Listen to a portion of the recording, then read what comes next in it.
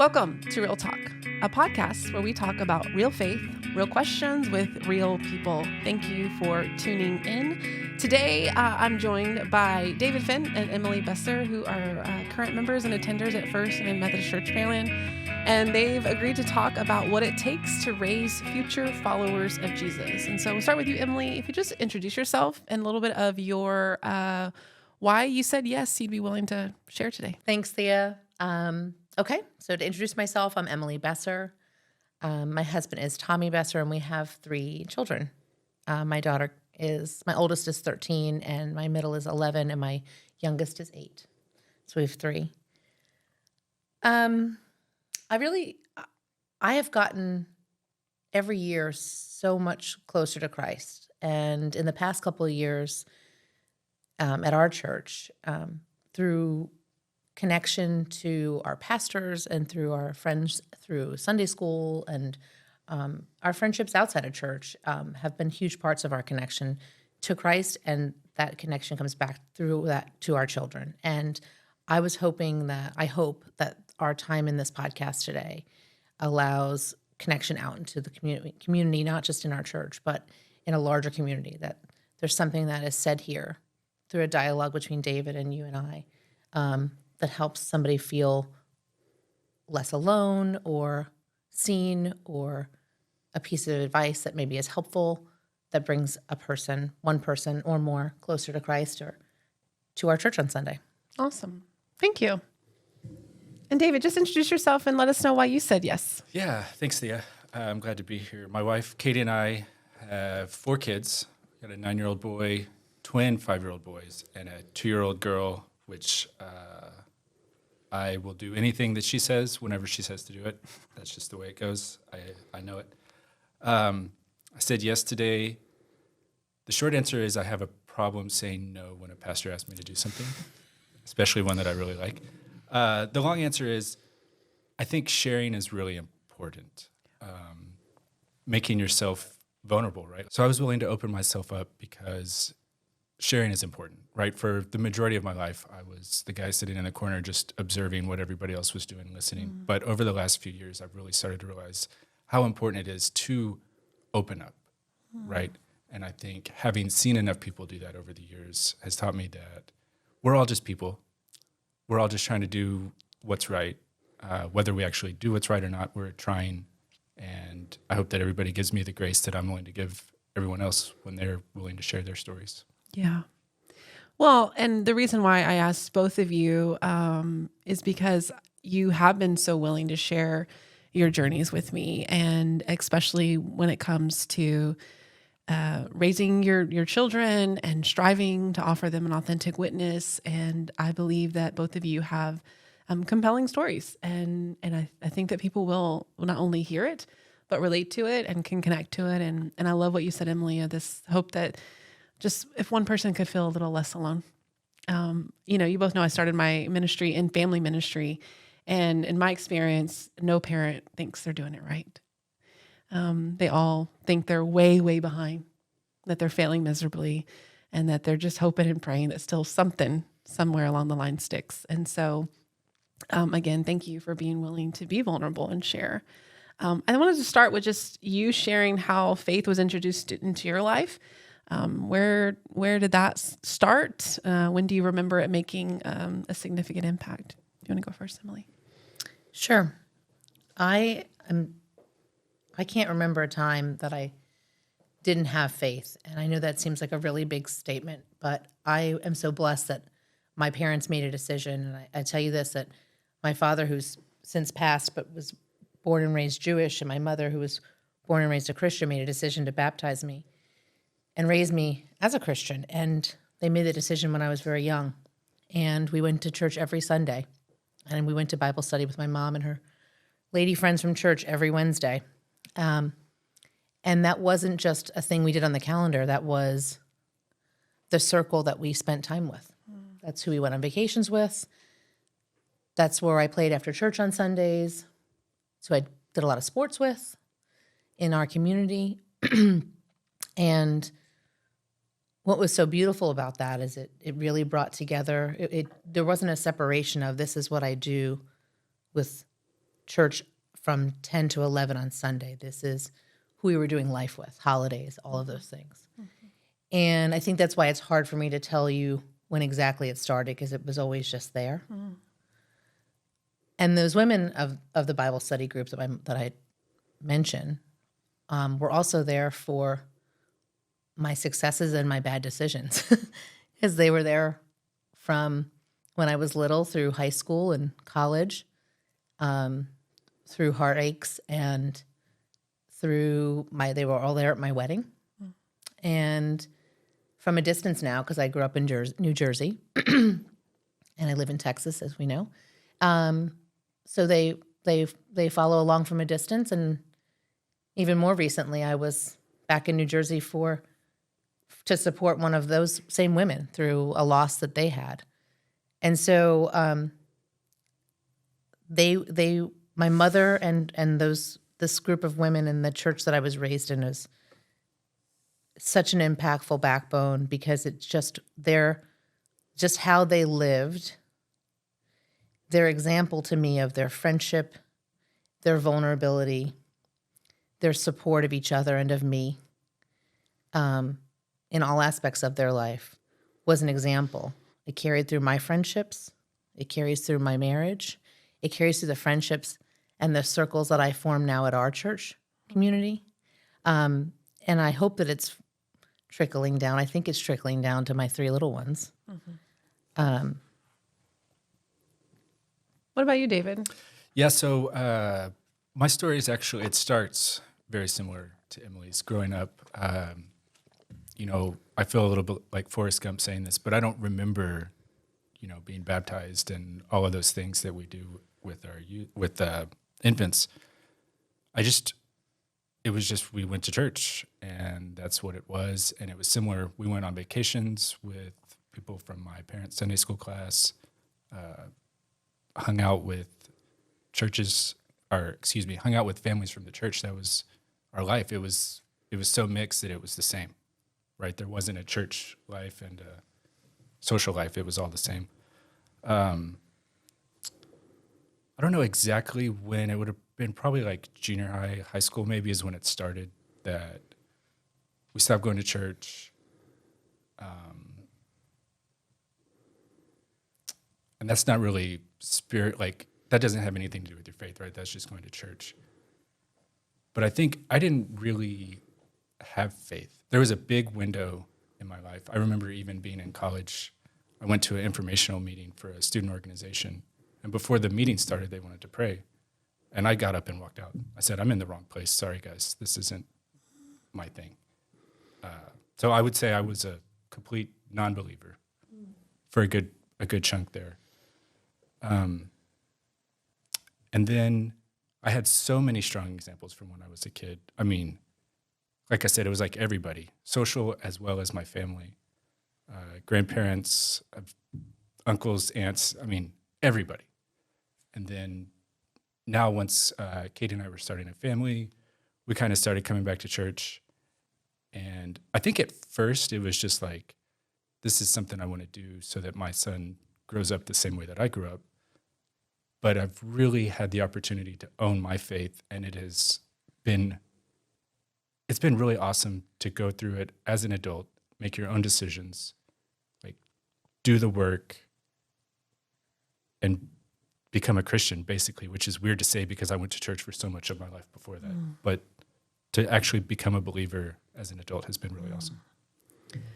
I love that you mentioned, what started as a desire to give this same experience to your son actually led to your own deepening of faith. And it's something really incredible that I've seen multiple times happen with parents and those willing to say, okay, I know this is good for my child, or I believe it's good, and then begin to reap the benefits too and start to see a new way of being. How do you see that your faith journey now kind of bleeding into your parenting style, or maybe the why your children do go with you to church and you bring them so regularly? The thing that comes to mind as I'm listening to David and as I hear that question, Thea, is we have a choice on how we spend our time and what we prioritize, if you will, as the values of your household. And I believe that I'm not the decider of what's right or wrong for anybody else's house except mine. And I may not even be right. But I do think for our house, there are several things, common manners, and to be as kind as we can to our siblings, and if we can't, to just go to our rooms until we can, myself included. But to try to love God and to know God and to build a relationship individually and as a family with God and with Christ. And that's a decision that Tommy and I made. And so that with that decision includes an investment of time in going to church, in being involved with church, in talking about God at home, in reading scripture.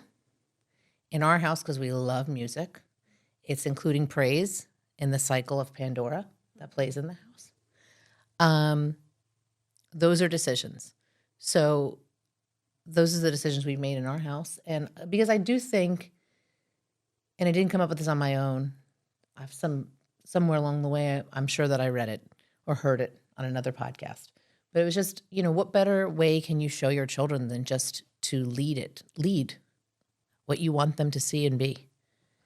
Stop talking about it so much. Kids, especially my 13-year-old, my 11-year-old, even my 8-year-old, just tire of the long conversations sometimes that feel like speeches, and they just want to see you do it.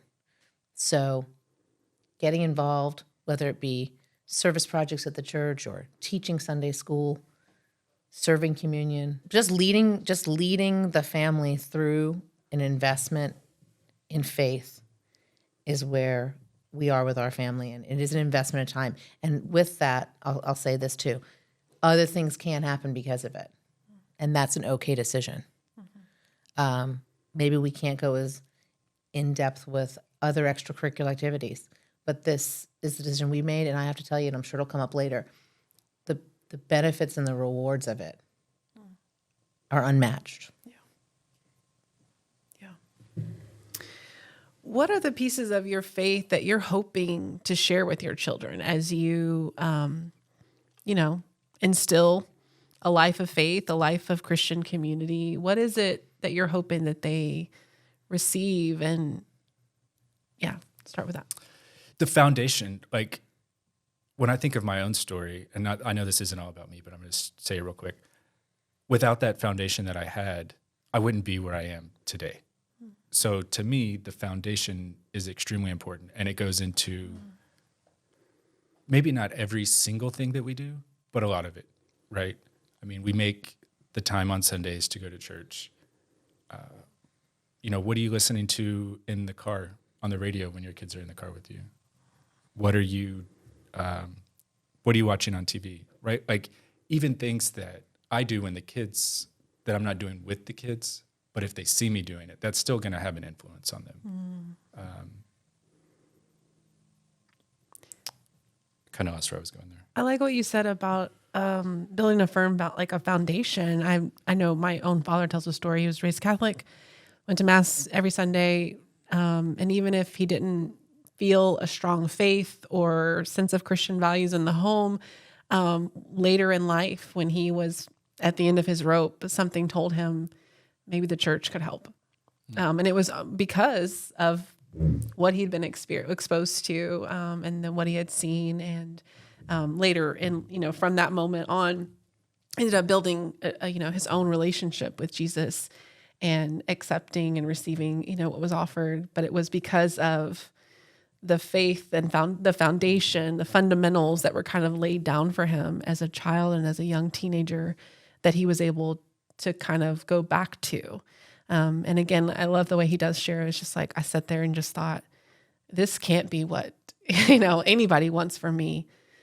Maybe this Jesus, maybe God has something better in store. There's a church down the road I'm going to go see if there's something there, and there was. And so I can definitely, see where that foundation, and for myself too, it wasn't my parents, but it was my grandparents who took me occasionally as a child. And so I had some sort of basis, some sort of awareness of what Christian community could be like, and what I was told God was willing to offer. If I may, too, to your point about foundation, I mean, I think a simple thing to relate to on that is prayer, right? A lot of times one of the first prayers we learn in church, David, I'm sure you did learn it, I know I did as well, is the Our Father. And you learn that, you say it, for example, maybe at Communion Sundays or every week, whenever you do. I can remember being young, being elementary age, and that was a prayer that I would say before bed. And then I can remember as I got older, I would pray when I needed something, which is common and nothing wrong with it, right? Help me with this thing, help me with that thing. How long did it take me to get to the point where I pray now just to wake up and say, thank you for the air in my lungs, thank you for this life, thank you for the birds I can hear outside, for my best friend laying next to me, for whatever, but it's an evolution of prayer. It's a foundation that you give that starts with an Our Father. It's a foundation that you give by going to church, maybe just on Easter and Christmas, that turns into once a quarter, once a month, taking your kids to VBS in the summer camps that turns into, hey, let's try out Sunday school a couple times a year. There's not a magic number to how we have to pray or how many times we have to go to church or how often we have to play KSBJ or listen to praise songs at the house. It's just putting the groundwork there, to your point of what your father came back to, what I know I come back to now daily. Used to be whenever I needed it, at the time, but it's a foundation that we all need. And as parents, like we have to teach manners, like we have to teach anything else, I think it's important to teach this foundation. Our last episode was about the Bible, and we talked a little bit about how it's interesting, the stories we decide we tell children and the stories we don't from the Bible. But something that it just brought to mind again is the story of Noah and the ark and the flood and the rainbow. And sometimes I wonder, when you think about the tragedy in that story, why do we tell kids that one? It's actually, the children's Bible version is real cleaned up compared to what we find in our adult translations. But I bought that book for one of my cousins and was not reading it to him. I was showing him the pictures and telling him the story through it because I wasn't going to read the whole thing. And as I was kind of going through it and just kind of describing what the pictures were showing, he's about 2 years old. And so, you see the elephants, and they're getting on the boat, and it's so wild, it's so weird. And I bet it was smelly. And, we're just kind of having fun. And then I got to the end with the rainbow, and I thought, how am I going to wrap this story up? It's so wild. And then I just turned to him and I said, and this story tells us that sometimes it's a wild, crazy, stinky mess, and God still loves us.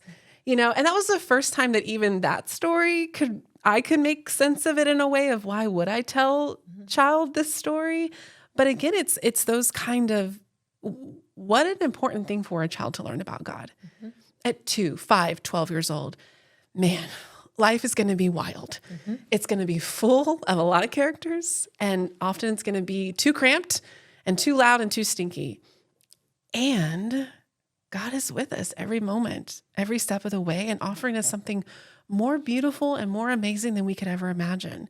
And sometimes we got to just ride through a 40-day storm to get there. And how, again, that kind of childlike story, this can lay that foundation to faith and to help children and families also just kind of get the bare nuggets that you just need to kind of get through. As you think about what you're doing now to share your faith and to lead your children to faith, what are the pieces of your children's faith that you have to let go of? Yeah, so I think we're fortunate in that our kids are 9 and under. Our oldest is 9. So I think, as far as I know, he thinks everybody goes to church every Sunday, right? All of his friends do. We do. When we leave to go to church on Sunday morning, he doesn't notice that there's not a lot of people on the road yet. You go to the early service, so. We do. Yeah, we are. Yeah. Anyway.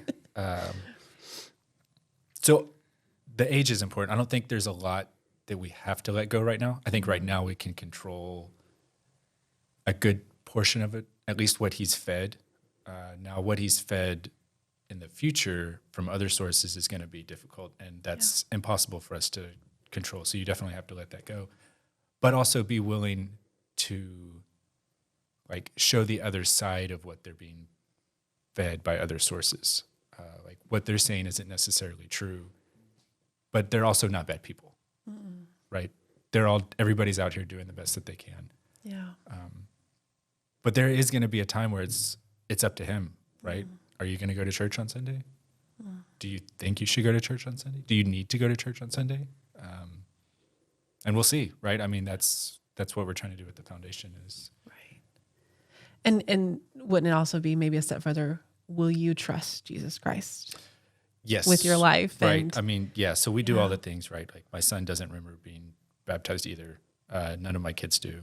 But there is a time where, you have to make that own decision yourself. And I can't make that decision for you. Nobody can make that decision for you, right? Yeah. Yeah. Well, that was going to be my answer. Yeah. I mean, the question is, what part of my children's faith journey do I need to let go of? The whole thing. And it's taken me this long to realize it. And I'm sure I don't even fully grasp what I just said. But this is an example not about faith. Yesterday while my daughter was at school, I won't name which one, I stepped into her room, which I'm not supposed to, and I cleaned it a little bit. As I just felt like being loving and helpful, but it also was making me crazy. And I knew the risk was she would either say thank you or she'd be furious. But I went for it. And she said thank you. She was very sweet. She gave me a big hug, and that was very nice. And then I said, and now you will do what you're going to do with it. Now you have a base of this room, and I don't plan to do that again. But it seemed overwhelming to get out from under that. I know you're crazy with school and with sports, and it seemed like it was just the time did not exist to get out from under that. I have dug you out from under that, and now it is yours to either manage or pile back on top of. And in saying that to her, I said, and I'm not saying that in a threatening way, really and truly, it's your room. But as you're getting older, I just want you to know I feel that about a lot of things. Like, you're going to do what you're going to do, and I love you, but you write your story.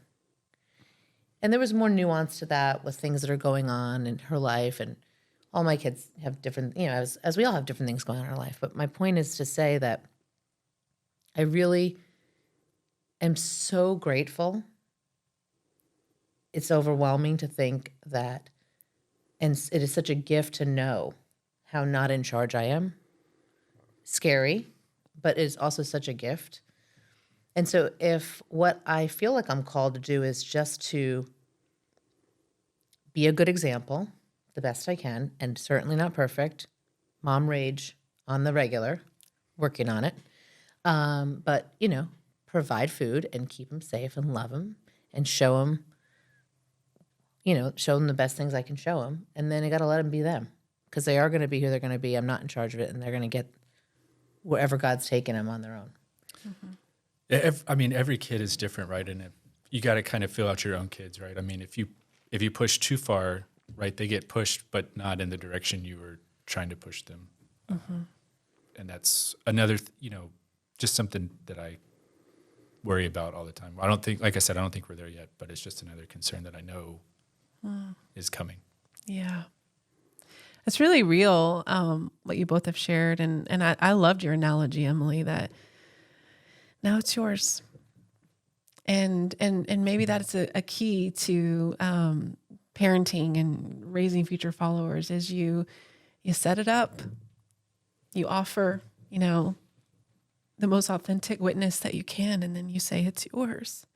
And I get a little choked up because my husband and I, with adult children, in their late 20s now, early 30s, and recognizing, that's all we can do at this point, where they are completely grown, completely making all of their own choices all of the time, is that the only thing we can do is offer an authentic witness.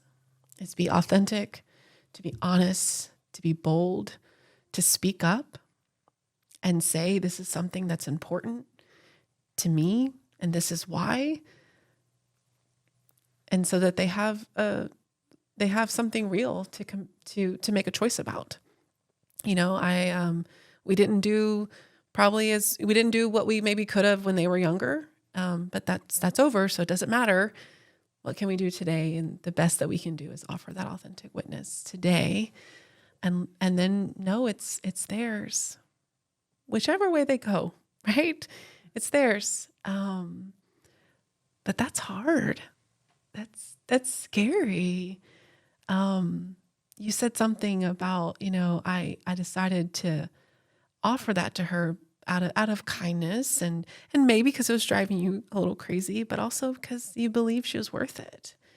And I talk to so many parents of adult children who are wrought with sadness and confusion that their children are not raising their grandchildren with faith, or feel afraid to offer a children's Bible at a birthday or Easter, or even to pray with their grandchildren. And I just think, isn't this worth the conversation? Isn't your faith also valid amongst the possible non? Maybe it's not even a non. And I wonder, how do you grapple with that? I mean, how do you begin to let your hands go on some of that, while also maybe still holding on? You got me thinking of the words "be bold." I don't know why that keeps playing in my mind. We just came, the three of us, from lunch, and we prayed at lunch, and I've been praying at lunch with you, Thea, as long as I've been going to lunch with you. But that's not something that I ever normally did. And now it is so comfortable, right? I'm saying right to you. It is to me. That's a fact. I don't want to ask myself right. You just start doing something, like anything else. My son's learning to pitch. Just start doing it. It doesn't have to be about church, what I'm saying. Any parent can understand this concept about something. You just start doing it, and it gets more comfortable. And when I am, again, listening to you both and thinking about it some more, what I'm trying to get better at, really and truly, and I'm trying, so I'm not there, is trying to hold back on things that don't need to be said. As a mom, do I have to say that comment, or is that just nitpicky? Do we have to do this right now, or could we just chill out? But then also be bold when you know your child could probably hear you say, have you brought this to God? Have you offered this up in a prayer? What could we pray about on the way to school this morning? And this is about parenting, so I'm talking about my kids, but could you relate to, how do we take it outside the church walls? I have friends from church, I have friends not from church. And being bold enough to say, I want to offer to you, in this story that you're telling me about your child, that God has that child in the palm of his hand. And he's going to be fine. And that may not be something that it's not something I would normally say. But as I am going deeper in my faith and trying to be bold in sharing it with others, making a statement like that to somebody that I don't necessarily know I sit next to in the church pews on Sunday. Just taking a step, putting a foot in the water. And to your point, give the Bible as the gift. What's the worst thing that could happen? They put it on the bookshelf and it collects dust. You know, offer the prayer. If people are just being polite and closing their eyes and taking a nap for 30 seconds, offer the prayer. Because there's people in the room who it might really impact. And the grandchild whose parent puts it on the shelf might pick the book up. Yeah. Yeah. It's really, it's powerful just to hear you, just share and really just so simply. And even as you say, to offer to your friend who you may not know where their faith is or even know exactly where it isn't. Sometimes it can be hard just to even offer that to the folks you do sit next to in church. The folks you do have those faith-connected relationships to say the same. Let's go to God right now in prayer. You might have witnessed it on Sunday morning when people come to me, hey, well, will you pray for us? Sure, right now. Let's do it. And I don't know if that's what they're expecting. They're like, no, write it down and do it in your quiet, private prayer time. But I'll tell you, I'm not going to remember by then. But also, if it's important enough, let's just go ahead and do that right now. Why not? And if we can't pray together in church, yeah, how are we going to ever have the courage to pray at a restaurant? Yeah. Do you have other suggestions, David? How do you No both let go and suggestions. hold? It's a lot easier to say than to do sometimes. I'm not talking about any of the specific examples that y'all brought up, but it is hard to just let your kids go, right? I mean, they're in a lot of ways they are a part of yourself, right? And to let that go, it's extremely difficult. When somebody does something, whether good or bad, to one of my kids, it feels like they're doing it to me, which is absolutely not true, not even close to true. But that's the way that it feels inside. It's like it hurts me more than if you would have just done it to me, right? You're hurting. Good. My mom described it one time as if it's a piece of your heart walks around outside in the world. There's nothing you can do about it. It's a brutal world. Except watch it, Yeah. So what would be your hope for your children and other children, future generations regarding faith? If you could just have a magical wish, what would you hope for your children and faith? For me, it's, I shared my story earlier. I'm hoping that my kids' faith is stronger than mine, and it can stick with them and guide them through the formative years where they're making decisions that don't just impact today or their grade tomorrow on a test or something. It impacts their lives, other people's lives. They could make new lives not doing what they're supposed to be doing.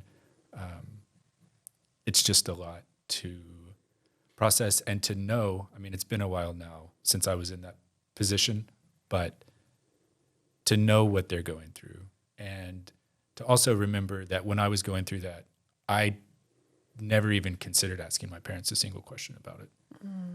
And to think that they're going to do that same thing when I know that I've already got the answers, right? In the same way that my parents already had the answers for me, but I didn't ask the question. And when they wanted to talk about it, that was the last thing I wanted to do. It was another stand up and walk out moment. I'm trying to know that that's going to happen. And if it doesn't happen, that's fantastic. But if it does happen, I'll be at least slightly prepared. Whatever that means. I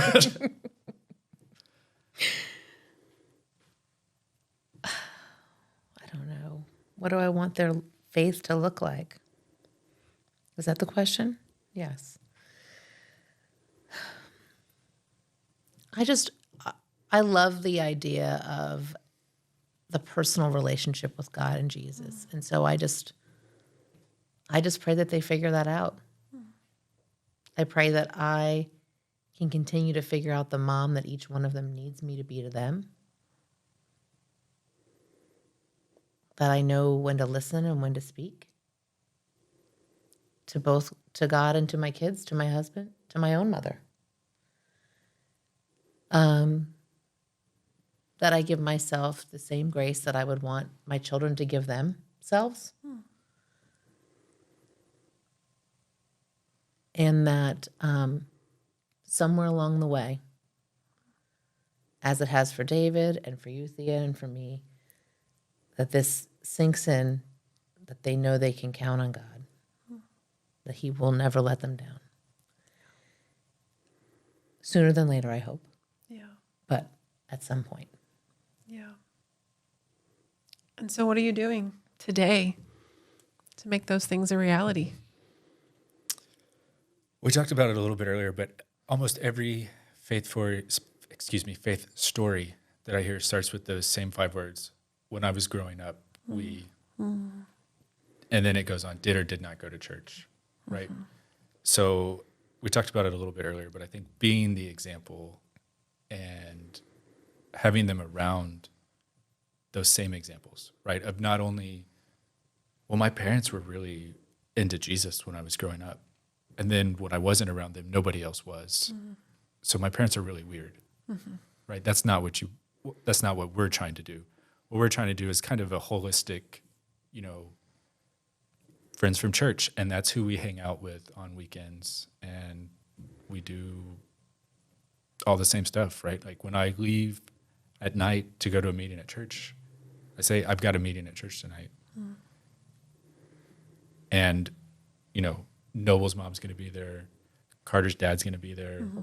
Clayton's dad's going to, these other people that that's to make it, I don't want to say make it seem normal, but make it seem right.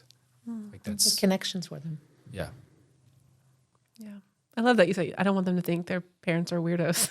Right, yeah. I mean, they we would are. know more. We are, but not because we're Christians. Yeah. We're just weird because we're people. Yeah. But that they would know more Christians than just you. Yep. Yeah. Yeah, my grandparents were huge examples. I went into talk about my family a little bit earlier, but huge examples. And when I look back, I have vivid memories of going to my grandparents' house and seeing the Statler brothers singing gospel songs on their TV on TNN with the tricolored microphones. I don't know if y'all ever saw those, and then, go forward probably like 30 years, 25 years maybe. And when my grandparents died, there was a Statler Brothers cassette, which I played in my radio, and I was like, man, I remember listening to these songs. And then I YouTubed Statler Brothers, and there was a video of them on TNN with the tricolored microphone, and I was like, this is, that was just like I was surrounded by Jesus always, even though I didn't know it. And to try, that's, I guess, long story short, what we're trying to do now. Yeah. And make everybody know that Jesus is with us all the time, even in our crazy hectic house, which is like a WWE match on Monday nights, Monday Night Raw in our house. All week long. Yeah. No commercials. Yeah, no. Well, I guess to say something a little different, I agree with everything David said. I want to lead by example. I want to surround them with a faith community that's not just there on Sundays, but we also do a lot of work around prayer. We are at an age range where we don't get dinner together every night. We used to, and it was my favorite. And that was a big adjustment for me as a mom.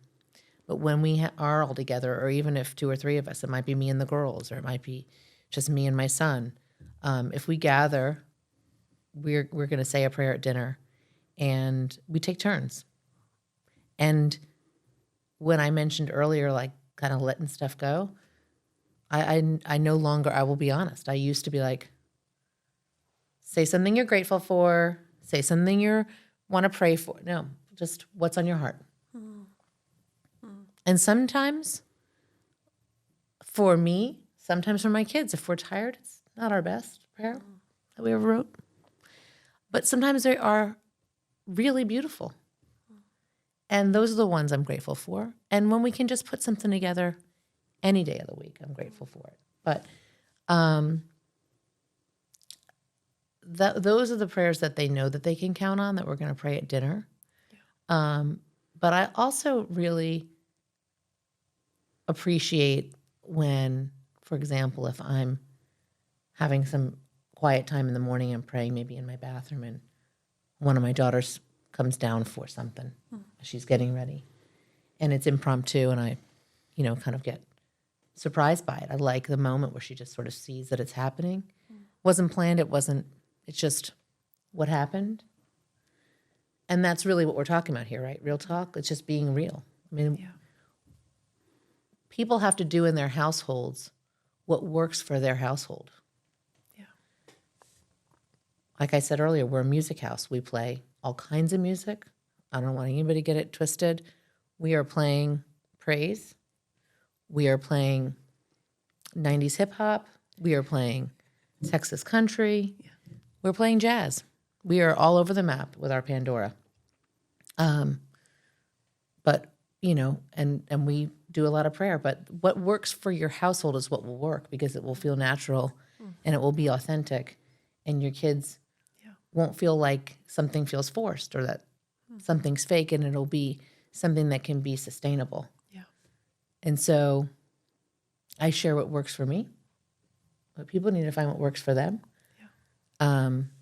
But I think to David's point about, we're all making this point, right, about building a community. Why that works is because you're building something around you. Yeah. That's like bubble wrap. And it's not just on Sundays. You find that base all week long. So those are the kinds of things that I hope will trickle into their minds and their hearts and create habits that I maybe are not even seeing right now for the future. Yeah. Something you brought up, Emily, that made me think of something else was being raw, right? I mean, how many times do you pick up your kid from school and you say, "Oh, how was school today?" It's always the one-word answer, right? Good. So it's also sharing how your day was, right? If I ask Kyle, "How was Sunday school?" "Oh, it was good." Well, instead what I do is I tell him about what we talked about in Sunday school, right? So he knows that not only is he going to learn about Jesus in Sunday school, but we are also, and that we're trying to all figure it out too, right? And become more Christ-like. And then I think maybe it's just as he ages versus anything that I'm actually doing, but I feel like he opens up more about school just out of the blue versus when I ask him. Yeah. Right? When I ask, "Oh yeah, it's good. We went to the library today." Okay, I know that it's Thursday. Yeah. But then I don't know. It's probably a combination, but I like to feel like I'm doing something right. And that's the other scary thing too, is what am I doing that's wrong that I don't even know is wrong, or not even necessarily wrong, but not wrong, like you said, Emily, wrong for that kid, right? Because I know what would have changed my mind at that age, or gotten the right result when I was that age. But this is a different person we're talking about, with completely different background situation, even though I feel like it's me still, right? Well, what I heard you say there too, really both of you, is modeling, right? And sometimes I think in church talk we say live your faith out loud, but I think that's what I mean is letting your faith be seen and heard intentionally, right? I think there's something very beautiful and powerful about locking yourself away and praying silently and alone and intensely and saying the prayers that you hope no one ever in the world would hear. And there's also something really beautiful about doing that with your children, your spouse, a friend. There's something where that it teaches in such a powerful way. And I love that you start by saying, well, in my Sunday school class today, we talked about this. And then you're teaching how to share about your day. I think the answer is good because they don't know what else to say. Do you want me to go through every single minute? Do you want me to tell you every move I made? I don't even remember what we had for lunch. It was 4 hours ago and so stole my pencil and I'm still really angry about that. And I don't know how to deal with my emotions, and good, it was fine. I mean, there's days that I have an intense day and I get home and I'm like, it's fine, move on. I don't have the energy to talk about it right now. And I can, I'm sure at 9 and 7 and 13, the same thing happens. I wanted to share just like for me too, like my hope for my children who are grown regarding faith is that they would just believe and accept this amazing grace-filled love of God that I believe is illustrated and experienced so beautifully through Jesus Christ, that they would experience that they would receive that. And I really think the only thing I can do to try and help that in any way is try to love them like that. It's just try to love them the way that I have today can understand that God loves me, with the willingness to continue to grow and make that. And I say that because they're adults and they do whatever they want all the time.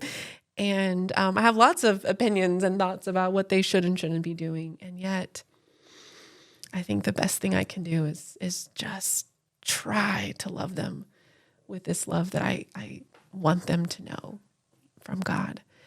What would you offer as just one piece of hope, advice, one step a parent can take today who's want to figure out how to share faith with their children? One next step, one piece of advice, one piece of hope. I don't know if it's an easy piece, but I think you have to figure out your own faith first, right, before you can share it.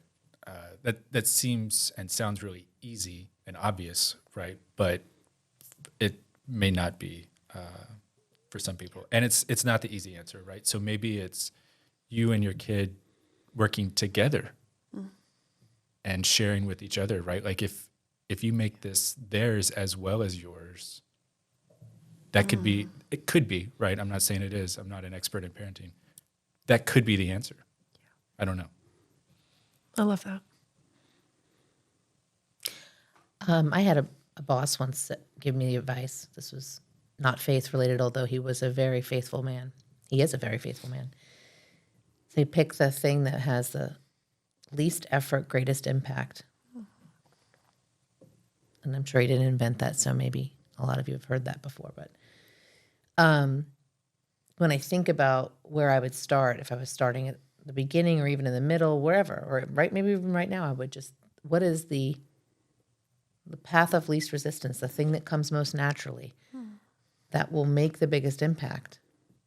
Because it might not be trying to rearrange your whole schedule to get to church every Sunday. I mean, we'd love to see you at church, but it might be we can start saying a prayer at dinner time, or we can start saying a prayer on the way to school, or we can just listen to KSPJ once a week in the car. I'm just throwing examples out there, but there are things, small things that can change in any family's schedule.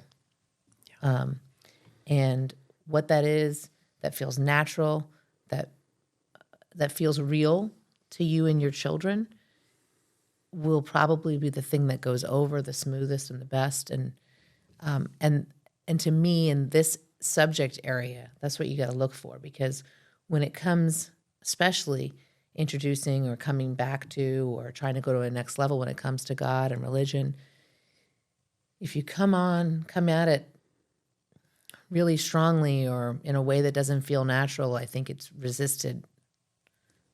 You just get such pushback. Maybe not just about religion, but it just seems like this category of God gets pushed back when you kind of come at it the wrong way. So I would just say that there's not a right or wrong answer. It's what feels like the right path for your household at this time. Yeah, like you said, make it real. And David, you also said something earlier just about being raw and just, hey, and even maybe that's what it starts with, hey guys, I don't know, but we're going to try this. So thank you both so much for being willing to share today, for being open and vulnerable and willing to just talk openly about your faith and what you're striving to do as you raise your children in faith too. Thank you for tuning in. I hope that you will like, follow, share, subscribe. Those things actually matter. And so I invite you to do so. But also, if you know someone who's needing maybe a little bit of encouragement or a word, share this podcast with them too. And hopefully it will offer something special. Also want to be sure that you mark your calendars to join us for Podcast on the Patio, April 24th. At Grace Pizza here in Pearland, where we will host a live podcast event. We'll have music, a panel, and even take your questions from the audience. So I hope that you'll plan to come and bring a friend who's interested in having some real talk about faith too. Until then, we'll see you next time. Thanks. Real Talk Podcasts is produced by First United Methodist Church Pearland in collaboration with Pearland Podcast Studios, recorded here in Pearland, Texas. We invite you to check out our website at FUMCpearland.org to check out additional events and opportunities for you to engage in real talk about faith and relationships.